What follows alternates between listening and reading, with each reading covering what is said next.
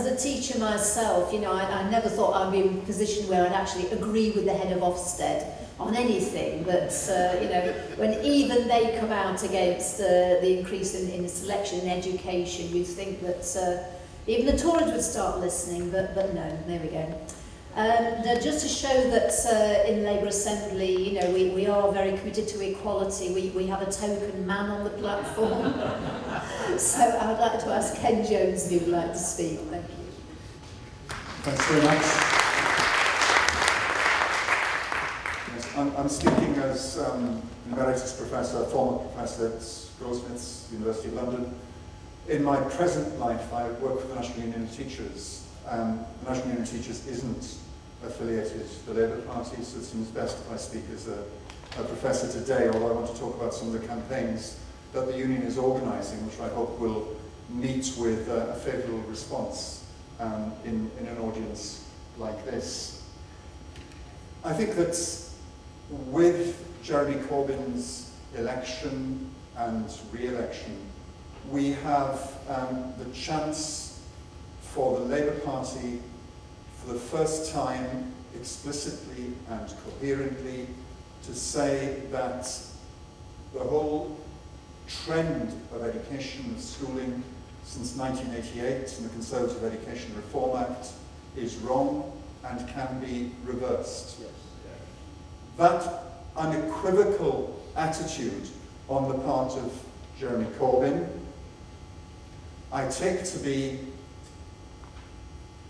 embodied in the concept of a national education service, which is about improving access for everyone. It's about ensuring coherence rather than fragmentation, and nationalisation rather than privatisation. From the point of view of someone like me who's worked in education in schools and universities all his working life, these are valuable and heartwarming commitments. What we've had in the last 30 years, by contrast, is a situation in which successive governments have stood on top of the shoulders of previous governments, of their predecessors, to create a system in which privatisation has increased.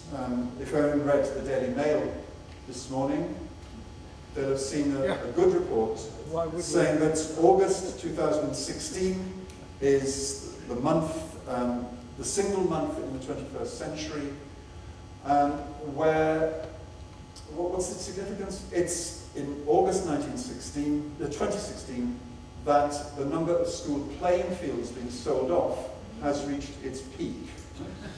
11 playing fields 2 months ago were sold by schools which passed into private hands through academisation and which can see a way of maximising revenue in that, by actions of that sort. That's the tip of a very large iceberg. If you browse around the education press, you see other stories. 5 superheads, acclaimed by Michael Gove, have accumulated suspensions and barrings from working in education over the last couple of years for reasons concerned with financial mismanagement or apparently having at least 2 interests in education.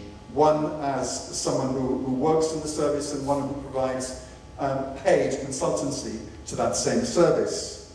So Sir Greg Martin from Durand Academy, Mr. Liam Nolan from Perry Beaches School in Birmingham, Sajid Raza from the King's Science Academy in Bradford, Sir Peter Burkitt from the Barnesfield Federation, and Greg Wallace from the Best Start Federation are all no longer with us, alas, as functioning head teachers. To lose one head teacher for reasons of problematic financial activity is one thing, but 5 says something about the kind of system that we have. And it says a lot. That's not all.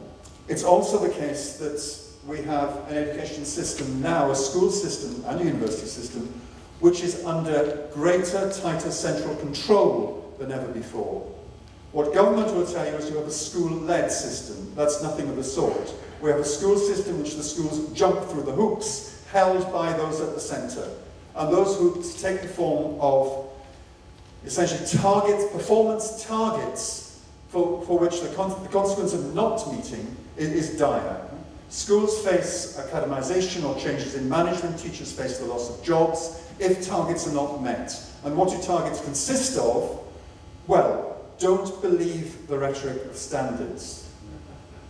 A standard is simply defined by a government in terms of a number. Probe beneath that number and you find all sorts of educational murkiness.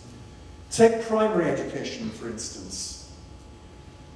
In primary schools, we've got a new system of assessment. That assessment requires children to meet a certain target at the age of 11, and schools to be judged on the basis of their performance in getting children to meet that target. The target reduces education to something we should be ashamed of. As one teacher wrote in a survey which the NUT conducted, "I have taught nothing except English and maths since Christmas." And she was writing in May.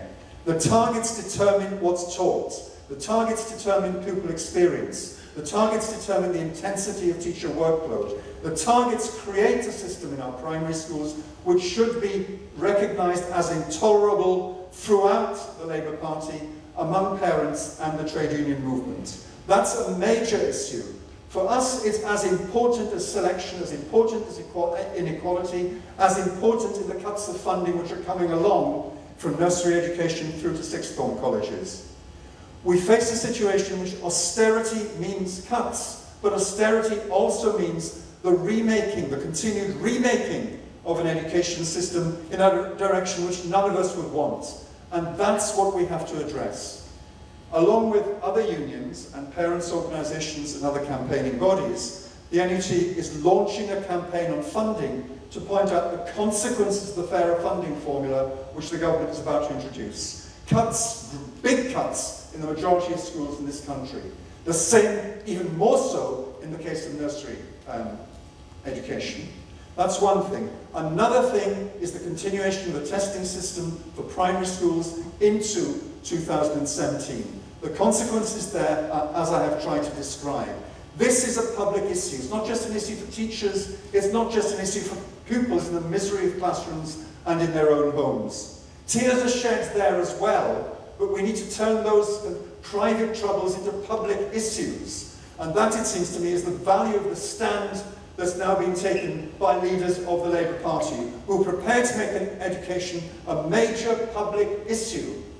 And what we've heard around grammar schools needs to be carried through into other sectors of educational experience. And I hope that's what's done, and a meeting like this can take forward issues of that sort.